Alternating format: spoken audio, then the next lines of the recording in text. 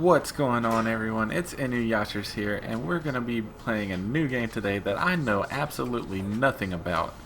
It's called the Stanley Parable. I don't... Okay, I literally, that's all I know. Okay. It's kind of cool, though, how the computer screen is showing the same thing, and then it's showing another computer and another computer. Another computer. Okay, we're gonna go ahead and jump into the game. This better not be a horror game. This is the story. Sean, of I'm a gonna be man mad named at you if this is a horror game. Stanley worked for a company in a big building where he was employee number 427. Employee number 427's job was simple. He sat at his desk in room 427 and he pushed buttons on the keyboard. Orders came to him through a monitor on his desk, telling him what buttons to push, how long to push them, and in what order. This is what employee 427 did every day of every month of every year. And although others might have considered it soul-breaking, Stanley relished every moment that the orders came in, as though he had been made exactly for this job. And Stanley was happy. Okay. And then one day, something very peculiar happened. Something that would forever change Stanley. Something he would never quite forget. He had been at his desk for nearly an hour when he realized that not one single order had arrived on the monitor for him to follow.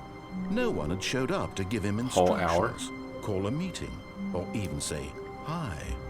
Never in all his years at the company had this happened. This complete isolation. Something was very clearly wrong. Shocked, frozen solid, Stanley found himself unable to move for the longest time. But as he came to his wits and regained his senses, he got up from his desk and stepped out of his office.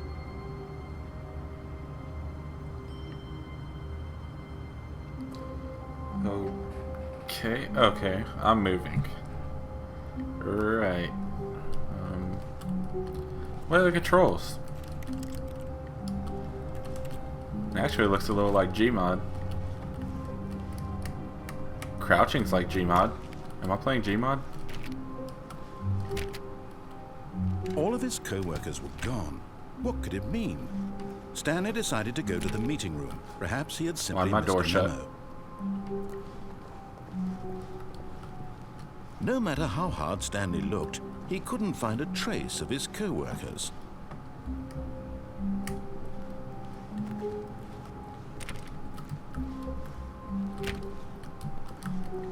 Why can't I open the doors?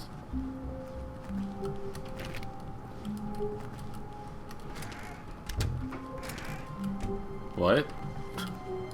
Okay.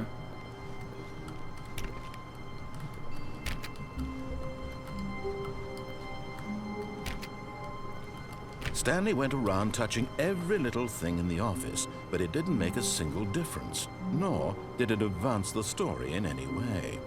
Is this guy mocking me?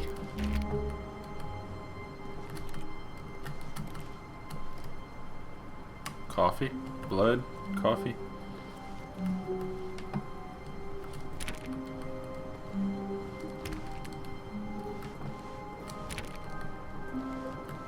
When Stanley came to a set of 2 open doors, he entered the door on his left. On my left? Okay.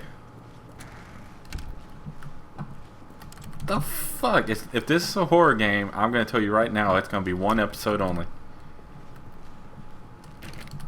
I don't do horror games.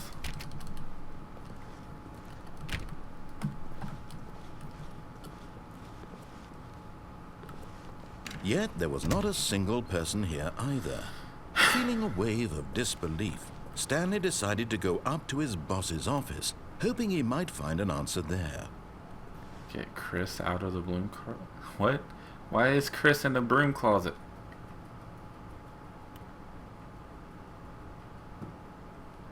Hire someone to synergize papers. Papers are too synergized. Fire the paper guy. Hire someone to fire the paper guy. What? Who moved my desk? What? Everyone is unique. Okay.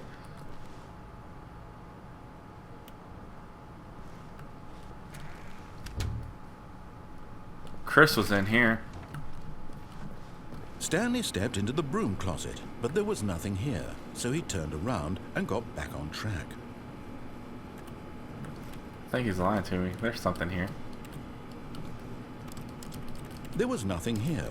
No choice to make, no path to follow, just an empty broom closet. No reason to still be here.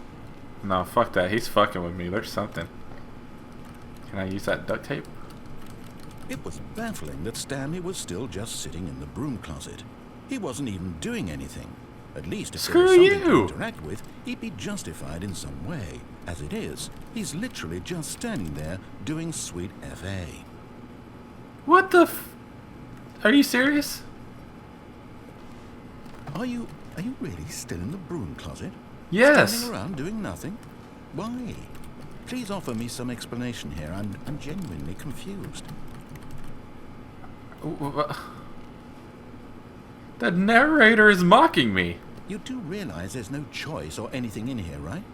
If I'd said Stanley walked past the broom closet, at least you would have had a reason for exploring it to find out.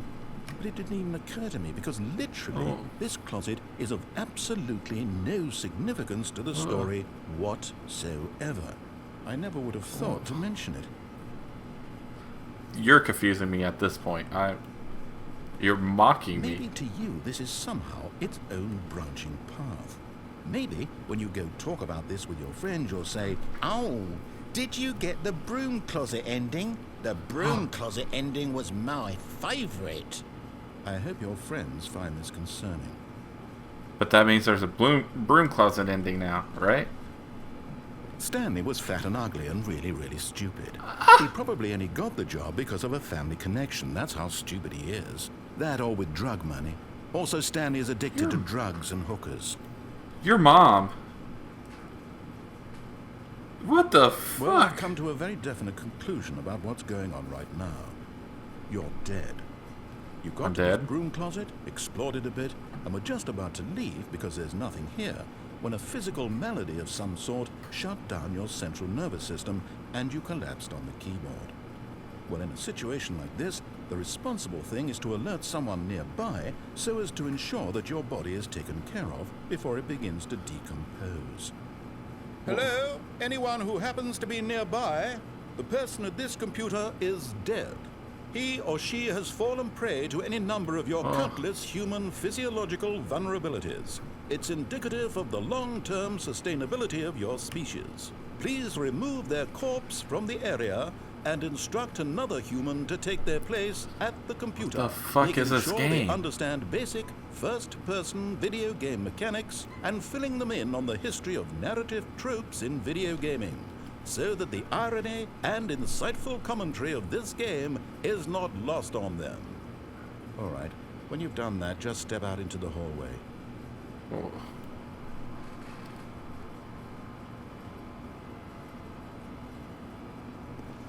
Ah, second player. It's good to have you on board. I guarantee you can't do any worse than the person who came before you.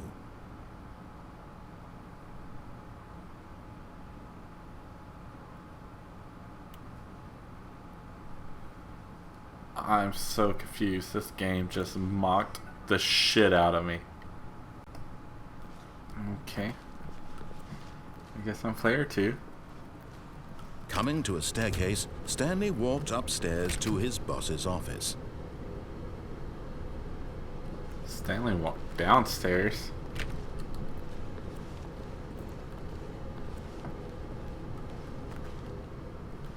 But Stanley just couldn't do it. He considered the possibility of facing his boss, admitting he had left his post during work hours. He might be fired for that. And in such a competitive economy, why had he taken that risk? All because he believed everyone had vanished? His boss would think he was crazy. And then something occurred to Stanley. Maybe, he thought to himself, maybe I am crazy. All of my co-workers blinking mysteriously out of existence in a single moment for no reason at all?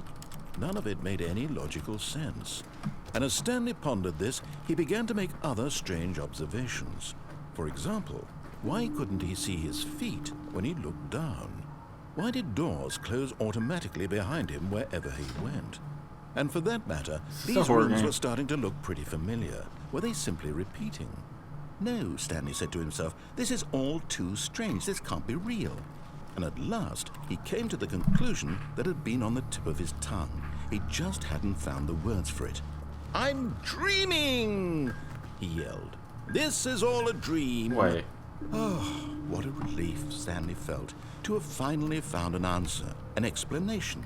His co-workers weren't actually gone. He wasn't going to lose his job. He wasn't crazy after all. What? And he thought I to just himself, walk in a I circle. suppose I'll wake up soon. I'll have to go back to my boring real-life job pushing buttons. I may as well enjoy this while I'm still lucid. So, he imagined himself flying and began to gently float above the ground. Whoa. Then he imagined himself soaring through space on a magical starfield, and it too appeared. It was so much fun, and Stanley marveled What the fuck that he'd is going still not on? woken up. How was he remaining so lucid? And then perhaps the strangest question of them all entered Stanley's head. One he was amazed he hadn't asked himself sooner. Why is there a voice in my head dictating everything that I'm doing and thinking? Now the voice was describing itself being considered by Stanley, who found it particularly strange. I'm dreaming about a voice describing me, thinking about how it's describing my thoughts, he thought. And while he thought it all very odd and wondered if this voice spoke to all people in their dreams, the truth was that, of course, this was not a dream. How could it be? Was Stanley simply deceiving himself, believing that if he's asleep, he doesn't have to take responsibility for himself? Stanley is as awake right now as he's ever been in his life. Now, hearing the voice speak these words was quite a shock to Stanley. After all, he knew for certain, beyond a doubt, that this was in fact a dream. Did the voice not see him float and make the magical stars just a moment ago? Yeah. How else would the voice explain all that? This voice was a part of himself too. Surely, if he could just... He would prove it. He would prove that he was in control, that this was a dream. So he closed his eyes gently, and he Hang invited on. himself to wake up. No. Corner of the He room. felt Get in the corner. cool weight of the blanket on his skin, the press of the mattress on his back, the fresh air of a world outside this one. Let me wake up, he thought to himself. Something's through gonna with scare this me, dream. isn't it? I wish it to be over. This is a fucking horror Let game, me go isn't back it? to my job. Let me continue pushing the buttons. Please. It's all I want. I want my apartment, and my wife, and my job. All I want is my life exactly the way it's always been. My life is normal. I am normal. Everything will be fine. I am okay. Okay.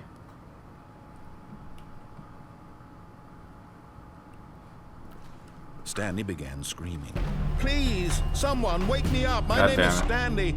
I have a boss. I have an office. I am real. Please, just someone tell me I am real. Why is it turning I must red? be real. I must be. Can anyone hear my voice? Who am I? Who am I? And everything went black. What? This is the story of a woman named Mariella. Mariella. What? Mariella woke up on a day like any other.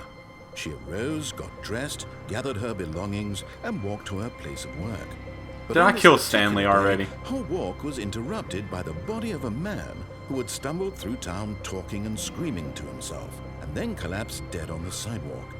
And although she would soon turn to go call fucking an killed ambulance, Stanley. for just a few brief moments, she considered the strange man. He was obviously crazy. This much she knew. Everyone knows what crazy people look like. And in that moment, she thought to herself how lucky she was to be normal. I am sane. I am in control of my mind. I know what is real and what isn't. It was comforting to think this, and in a certain way, seeing this man made her feel better. But then she remembered the meeting she had scheduled for that day. All right, let's go be Very Mary important Yellow. people whose impressions of her would affect her career, and by extension, the rest of her life. She had no time for this, so it was only a moment that she stood there, staring down at the body. And then she turned and ran. All right, Mary Yellow. Let's get this done. Going to our meeting.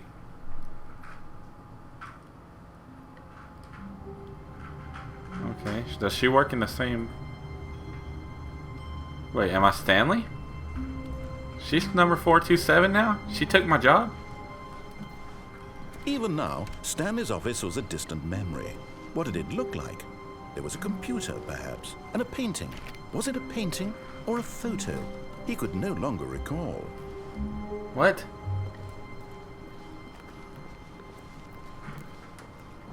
So I'm Stanley?